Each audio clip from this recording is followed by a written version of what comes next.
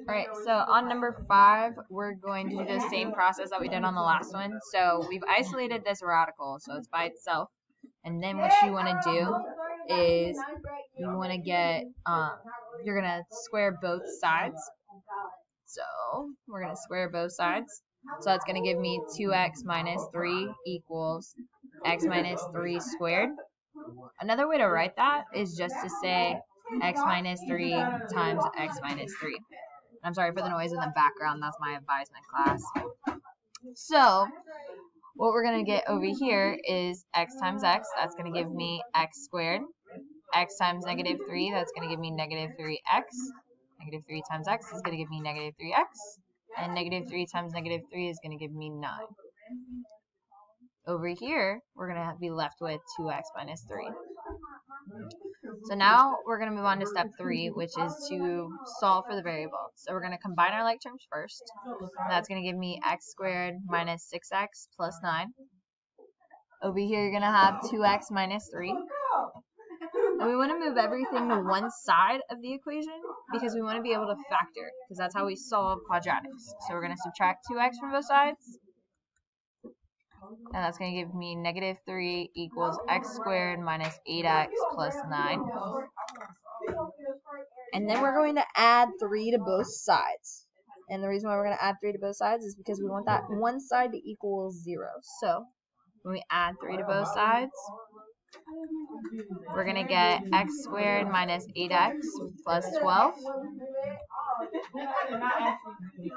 And we're still on that step 3, so we're still solving for our variable. So we're trying to get what is x.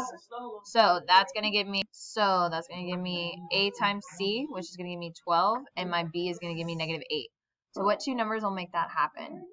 This will be negative 6 and negative 2. If you're still struggling on this, if this takes more than about 2 seconds to solve this, then you probably need to get some practice at home. So this will give me x minus 6 times x minus 2. And if I set both of these equal to 0 and solve, that's going to give me x equals 6 and x equals 2. Now, I need to check my solution. So I'm going to take both of these things and I'm going to plug them into the original problem and I'm going to solve. So when we check, we're going to put, oh man,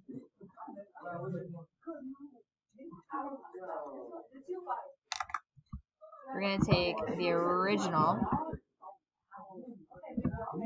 and we're plugging in 6 and 2 into that. Okay, so this is us checking. And the reason why we check is for extraneous solutions. So we're checking for extraneous solutions. So when x equals 2, we're going to plug in. So that's going to give me 2 times 2 minus 3 equals 2 minus 3. So 2 times 2 is going to give me 4. 4 minus 3 is going to give me 1. And the square root of 1 is 1. 2 minus 3 is negative 1. Well, we know that 1 does not equal negative 1. So this guy has to be extraneous, right? Okay. If I plug in 6 into my equation, I'm going to get 2 times 6. And over here, I'm going to get 6 minus 3. So 2 times 6 is going to give me 12. And 12 minus 3 is going to give me 9. Square root of 9 is going to give me 3. Over here, 6 minus 3 is 3. And we know that 3 equals 3. So for my final answer, all I'm going to write is x equals 6. I'm not even going to talk about x equals 2.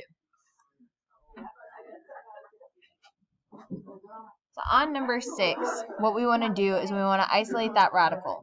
Okay, so we see that this radical is attached to this plus 3. So we're going to move that 3 to the other side by subtracting it.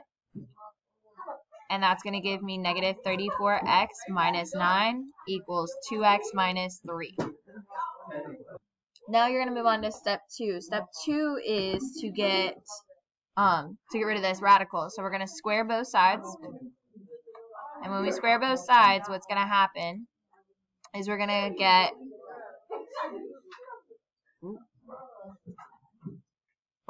negative 34x minus 9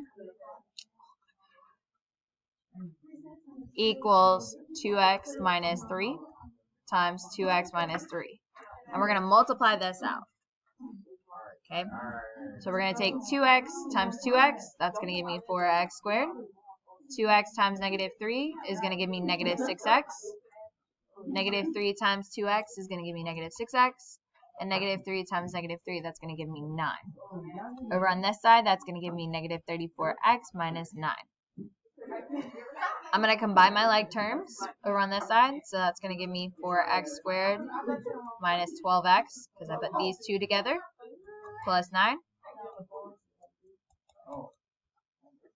And we want to move everything to one side because we want it in standard form in order to factor. So we're going to add 34x to both sides. And we're going to add 9 to both sides. So that'll give me 0 on this side. And this will be 4x squared plus 22x plus 18. Either use the quadratic formula or you can factor this. And a lot of y'all probably won't want to factor it. But if you do factor this, you're going to get the x. And you're going to 4 times 18, that's going to give me 72. And my b is going to be 22. Now those look like the same numbers. Okay? Alright, so a lot of you are probably like, I don't know factors of 72. But if you look at your A and C, we know that 4 times 18 is going to give me 72. And if I take 4 and 18 and if I add it together, that's going to give me 22. So what are my two terms? 4 and 18. So on this next part, you either have to use the box or you can use the slip and slide method. I'm going to do both ways. The slip and slide method is where you take your A term and you're going to divide it by 4 on both sides.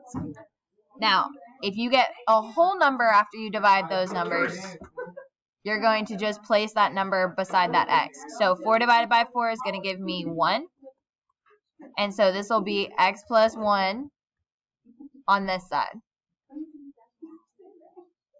18 divided by 4 is going to give me a fraction. So I'm going to take what's on the bottom, put it beside the x, and whatever I'm left over with on the top, I'm going to write it right here. Okay? So if you want to do the box method instead, what you're going to do is you're going to put that first term in the first box and last term in the last box. And those two terms you just found, you're going to put them here and here. When you take the greatest common factor of the rows and columns, you're actually going to get the exact same thing that I did on the slip and slide. So you can use either one of these methods, it doesn't matter. But you're going to take both of these and you're going to set them equal to 0 and you're going to solve.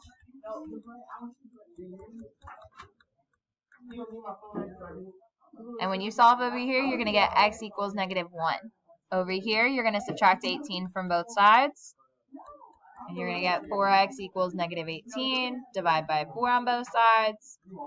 So x is going to equal negative 4.5.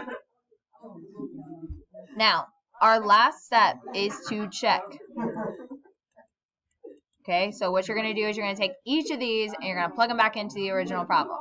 I'm going to tell you right now, both of these are not going to work. So you're going to have an extraneous solution for both of them. So what you're going to write for your final answer is no solution or no real solution, depending on what the test says. Okay? Or if you're in Delta Math, you're just going to leave it as a blank answer and hit submit. Okay?